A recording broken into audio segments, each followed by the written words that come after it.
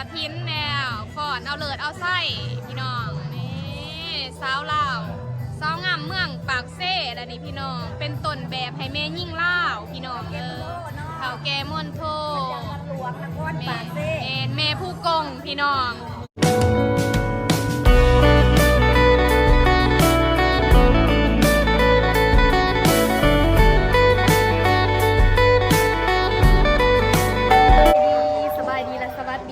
พี่น้องสุขุมสุขคนเด้อพี่น้องทักทายสบายดีพี่น้องทั้งฝั่งลาวฝั่งไทยและต่างประเทศสบายดีพี่น้องมื้อนี้ก็เป็นมื้อสันบ้านดีเนาะพี่น้องเป็นมื้อใส่บาตรงานบุญกฐินอยู่ที่นคร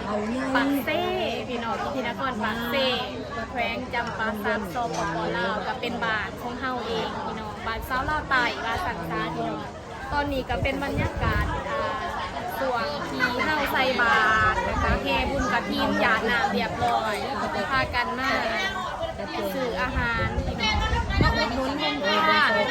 สังสาพร้อมๆเอื่อยแล้วก็น้องๆแล้วก็อีเมติงเนาะพี่ปึ๊บอ่ะสบายดีแม่ใหญ่สบายดีเด้อแม่ใหญ่ขอเอาบุญกฐินไปฝากลูกและร้านFC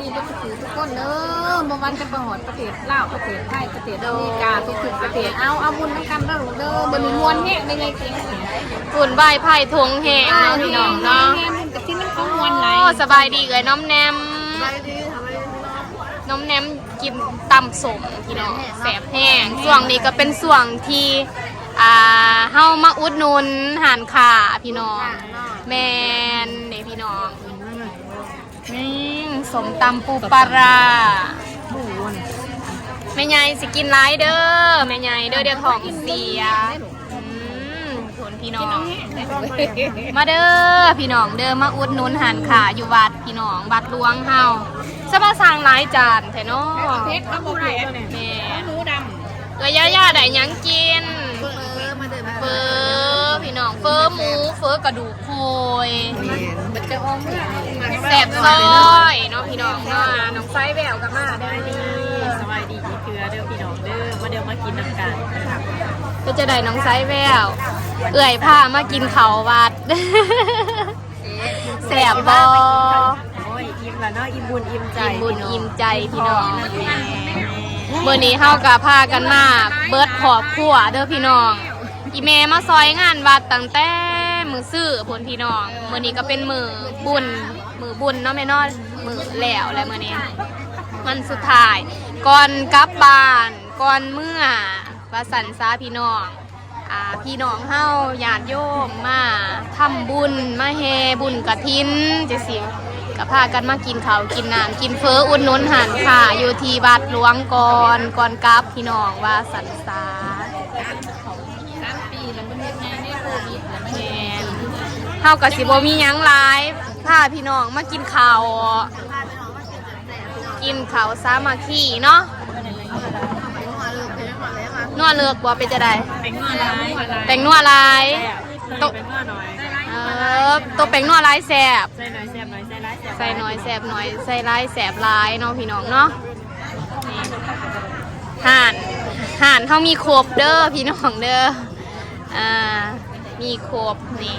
น้ำเต้าหู้ก็มีน้ำดื่มก็มีกาแฟก็มีแต่ว่าอยู่ในนี้บ่มีใครกินกาแฟได้แม่นกินโดนแม่แน่โอ้แม่ใหญ่แหวน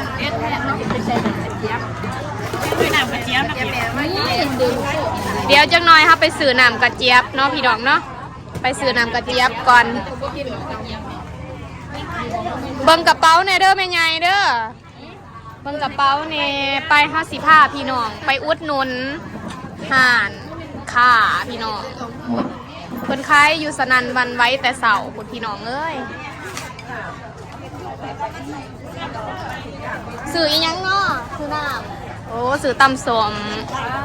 สิไปซื้อน้ำกระเจี๊ยบแมน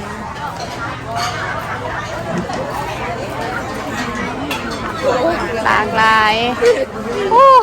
คือมาเห็ดคักแต่เนาะนี่เนาะข้าวเปียกปูพี่น้องสมใหม่จุดแบบใส่ทอเขาบอกให้เอาวางตักแล้วก็ให้ดูแม่นี่หั่นขาตำสม น้ำกระเจี๊ยบสงสัยบ่ทันเนาะพี่น้องมีแต่น้ำเต้าหู้สบายดีเด้อสบายดีนี่ก็เป็นห่านขาน้ำเต้าหู้เด้อพี่น้องเด้อห้องท่านเฮาจัดเต็มพี่น้องเพราะว่าเพิ่นขายแต่เสาร์สนันวันไหว้พี่น้องนี่จนสิปิดงานแล้วเห็นตั้งแต่ห้องหอยนอนเห็นตั้งแต่ห้องหอยน้ำกระเจี๊ยบเบิดเลยแมันบ่น้องสบายดีเด้อน้องอยู่ห้องเฮียนใดน้องห้องเฮียนมส.พลไส้เด้อพี่น้องเป็นห้องเฮียนมัธยมมอเนาะมออยู่ที่นครปากเซของเฮาโอ้น้องๆขายดีแฮงโมเมนต์น้องมาขายแต่หมู่บ้าบอกเลยเห็นเห็นว่าขายดีเทน้ำเทถามมาแนะนำซื้อแน่เป็นคลิปแรกเด้อทีในส่องของตาดำสิได้เห็นนักศึกษามอตดพี่น้องอยู่มอใดน้องอยู่มอ2น้องซื้อซื้อแถว่านั่งสุรินดาพี่น้องบุญญาแสงซื้อมวนเนาะพี่น้องน้องเด้ซื้อยังน้องซื้อจันโอ้ยตาแพงตาหมูนะซ้ำน้องไซส์แผ่วเลยเอาไปยืนวังน้องไซส์แผ่วเคียงกับน้องเบิงสาวม.2กับสาวจบ2 ปีสูสีอยู่ไหนแววสูสีกาแฟเบิร์ดแม่เอาเต้าหู้เนาะลูกค้ากะมาบัดนี้ขอบใจน้องๆเด้อเอื่อยกับขออนุโมทนาบุญนำสาธุขายดีร้ายเนาะพี่น้องเนาะขายดิบขายดีพี่น้องนี่ก็เป็นบรรยากาศห้องท่านอยู่ที่วัดเฮาเด้อพี่น้องเด้อก่อนกลับบ้านเฮ็ดบุญใส่บาตรแห่กฐินแล้วก็มาแวะกินข้าวกินน้ำเนาะห้องท่านเพิ่นก็บริการตั้งแต่เช้าฮอดเพศเนาะพี่น้องเนาะตอนนี้ก็มอสิเบิร์ดเลยแหละพี่น้องเพราะว่ามันสีกายบายแหละมันสีแบบสีบาจังไดมันสีเบิร์ดมองแล้วนี่ก็เป็นข้าวปุ้นน้ำปนพี่น้องข้าวปุ้นน้ำปนเมข่ากำลังจัดหั่นขึ้นมาใหม่ได้นี่แมนมีจ้องบางใหญ่จ้องซ้ำหนาเขาเลยแววพี่น้องข้าวปุ่นน้ำปนเด้อพี่น้องเด้อตอนนี้ข้าวปุ่นน้ำปนก็สิเป็นข้าวปุ่นที่แบบน้ำปนปลาโบมีกะทิพี่น้องสูตรเล่าสูตรเล่าไต่เนาะพี่น้องเนาะสิมีน้ำเนื้อปลาเครื่องครบถึงแต่ว่าโอ้น้องๆเพิ่นมาถามพี่น้องเดี๋ยวมาหนีเกิดสิแนะนำเลยเพจซื้อยังมาซันส่อง YouTube เด้อตาดำสาวลาวใต้เขาไปติดตามเอื่อยในเด้อด้วยน้องๆขายแล้วไรโอกาสพี่น้องอยากจัดยังเพราะว่าน้องก็กินตำสมแล้วก็ได้หลายอย่างน่าจะกินน้ำพี่น้องซื้อกันนะเนี่ยเอาบอมาได้เอื่อยเฮ็ดให้เอื่อยสิเฮ็ดไปซิมมาไปจัดไป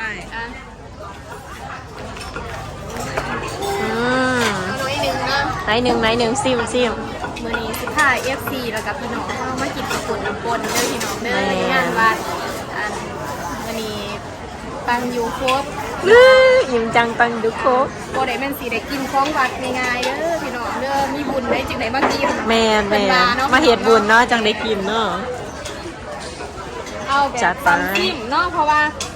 จักเฟอจักมีจักข้าวเปียกแม่นหลายอย่างบางเสาร์ก็กินอันนั้นไปแล้วกินเฟอไปแล้วพี่น้องวันนี้มาซิมข้าวปุ้นนี่อย่าหวยเขาซื้อมาสีไหลเนื้อลายแท้ป้าติโทแบบนี้แหละสุดยอดไปเลยเป็นประมาณนี้เนาะพี่น้องเนาะน่ากินมากส่วนนี้ลูกค้าก็เริ่มเบิร์ดเลยแหละแม่เริ่มเมื่อแล้วเฮาสิไปนั่งกินอยู่บนโต๊ะเฮาคือเก่าค่ะจัดปุ้ยมีครูอยู่โต๊ะเฮามีแล้วบ่โดยมีแล้วไปไหนเด้อกล่องมาเลยอยู่วะสันกล่องมาเลยอยู่วะโอ้ยทางนี้กินสิแล้วส่ง PIP พี่น้องมีเรียนพักขอบคุณน้ำปนเลย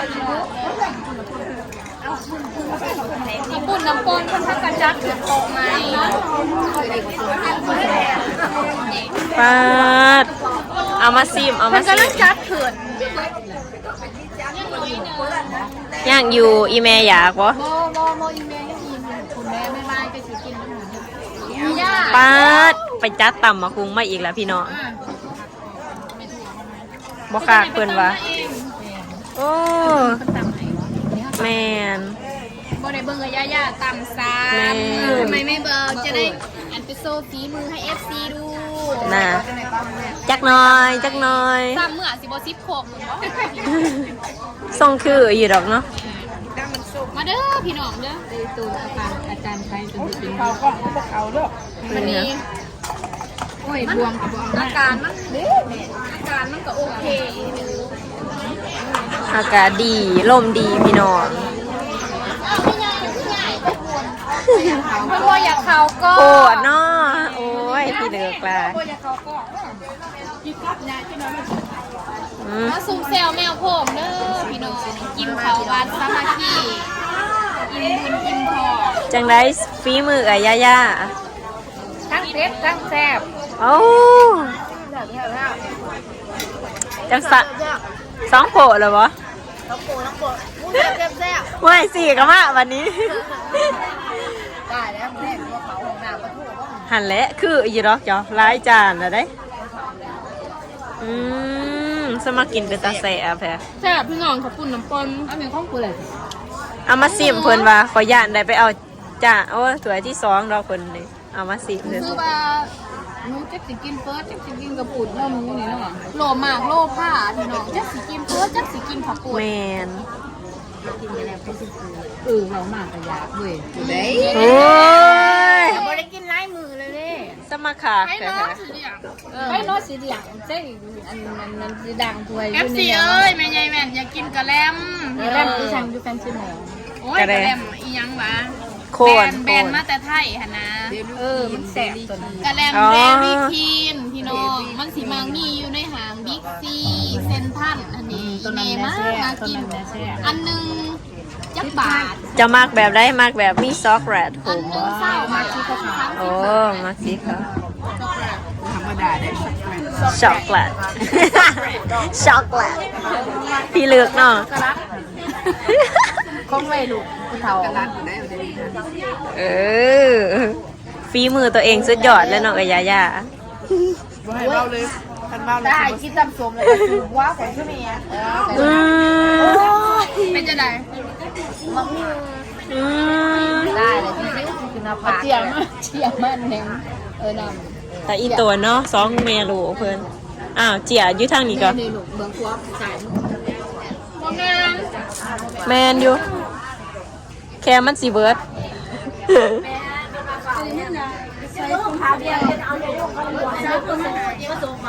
ปล่อยเจ้ามันกินยังเจ้าหนังที่กระปุก อ่ะ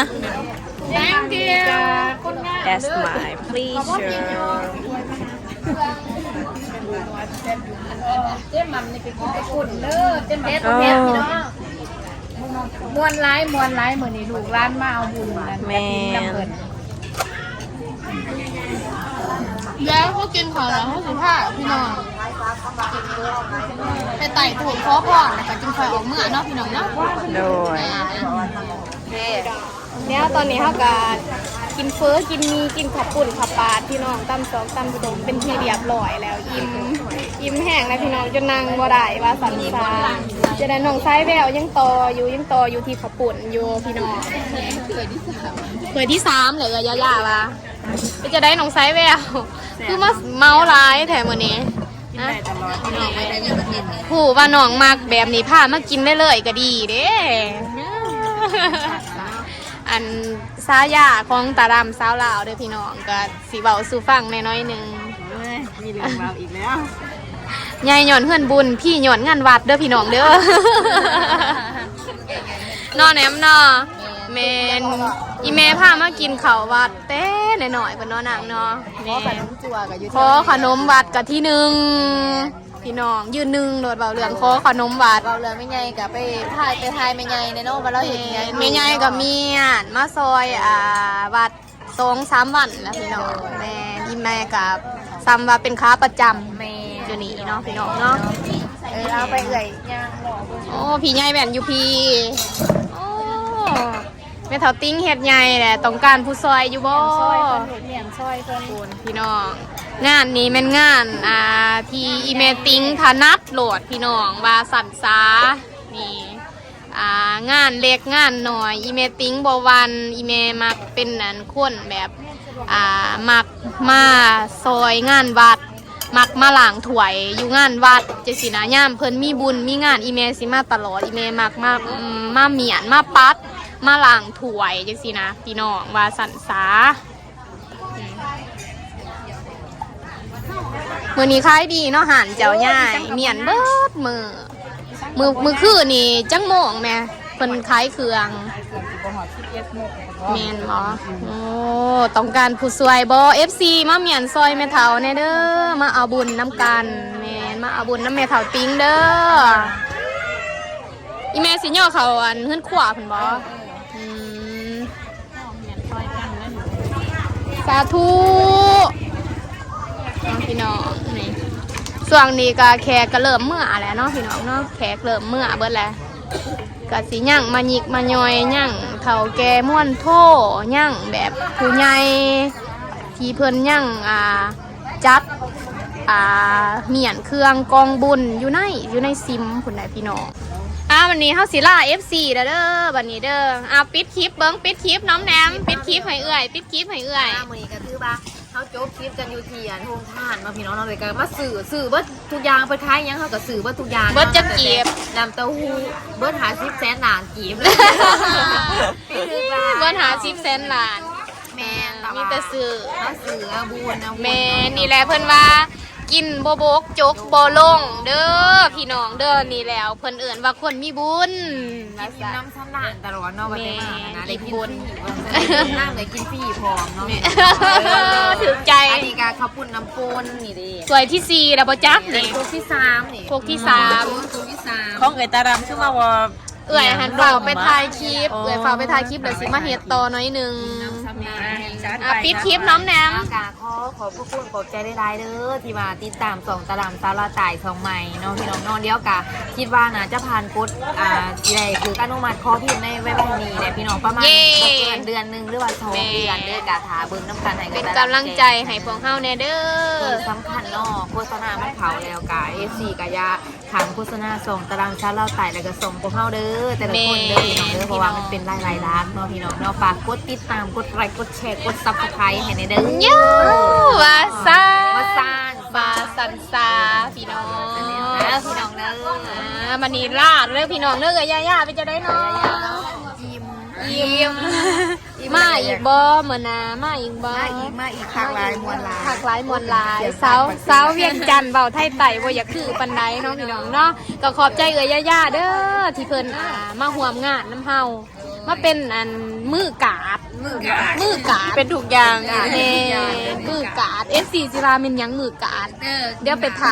าหลุ่นเอาอยู่ในคลิปอื่นน้องไซแววยังต่ออยู่ กระยิบแล้วเนาะเพราะว่าท่านเด็กเศร้า บ่ทันได้เศร้ายิบเอื่อยปิดคลิปหรืออะไรนี่